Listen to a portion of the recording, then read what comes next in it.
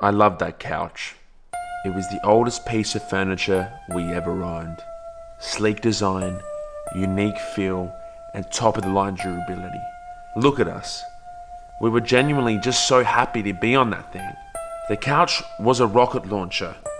After my obsession with the truly unique, sleek design of the couch, I started appreciating the finer things in life, like Power Rangers, Lego, swimming at the beach, riding horses, shooting guns, swimming in oceans, playing hockey, and from time to time, I would take photos in class wearing my leather jacket. I had the body of a young supermodel crossed with the heart of a fucking lion. The pillar was a beacon of hope.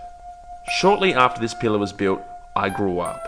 My childhood as a young Arab had come to an end. The countless beatings and cake parties had formed a solid foundation for me to build my future off, and I was ready for anything. I realized two things. I like to eat, and I like Asian women. And I'm still trying to figure out who the fuck this girl is in the photo. It's funny, bro. Life always has a way of coming full circle. I just didn't know it yet. So that being said, that was a really fucking long way in introducing this whole story, but we're in Singapore. Singapore is like one big food court with the occasional tourist attraction, and yeah, I'll get back to you on the rest of the shit you can do there later. The hawker center.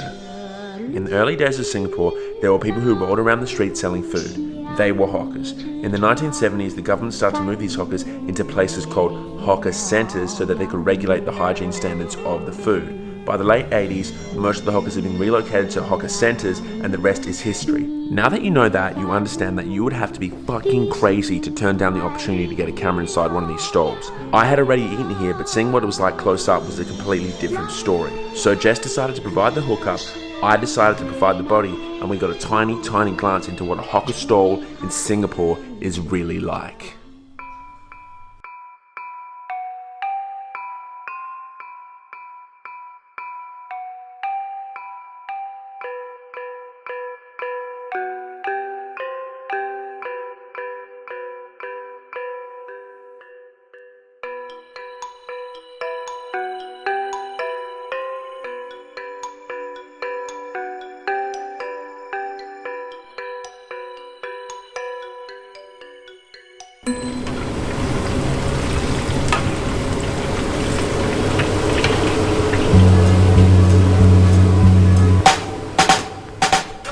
Started off with my parents, so they worked, and since young I was helping out, and so I decided to help them out, so give them a easier time.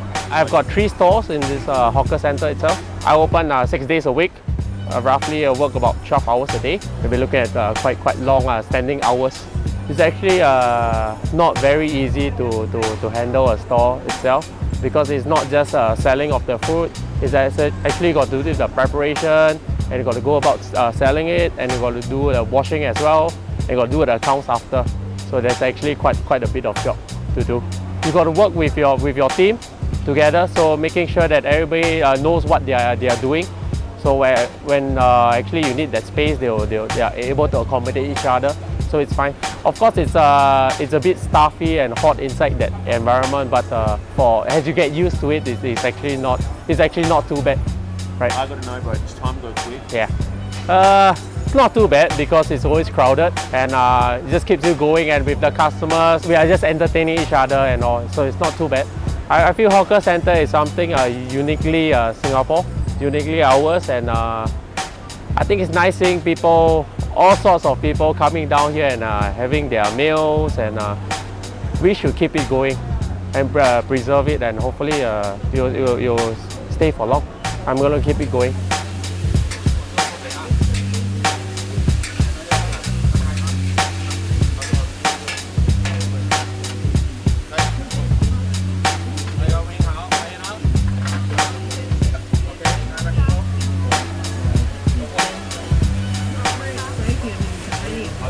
Of the year as well, through a revolutionary technology